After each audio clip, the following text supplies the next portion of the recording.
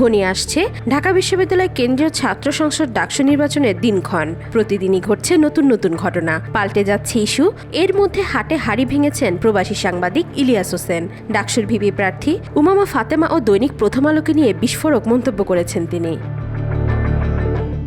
স্বৈরাচার মুক্ত বাংলাদেশে ডাকসু নির্বাচন ঘিরে তৈরি হওয়া রাজনৈতিক পরিস্থিতিকে অনেকেই স্বাগত জানাচ্ছেন। জাতীয়তাবাদী ছাত্রদল, ইসলামী ছাত্র শিবিরের সাথে সাথে বামজোটের দলগুলো ক্যাম্পাসে প্রচারণা চালাচ্ছে সমতালে। কিন্তু উমামাকে দৈনিক প্রথম আলোর প্রার্থী বলে জানিয়েছেন ইলিয়াস।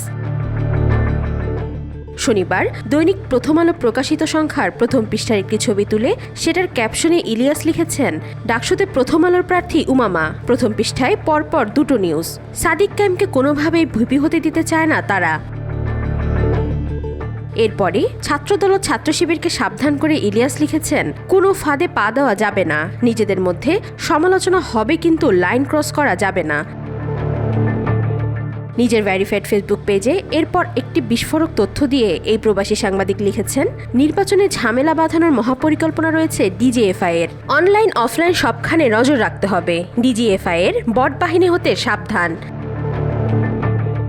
আগামী 9 সেপ্টেম্বর ডাকসু নির্বাচনের ভোট গ্রহণ অনুষ্ঠিত হবে। এই নির্বাচনে আবিদ ও সাদিক কায়েম দুজনে ইলিয়াস হোসেনের পছন্দের প্রার্থী বলেও জানিয়েছেন তিনি। ওয়াহিদা পারভিন ইশিতা, আজকাল।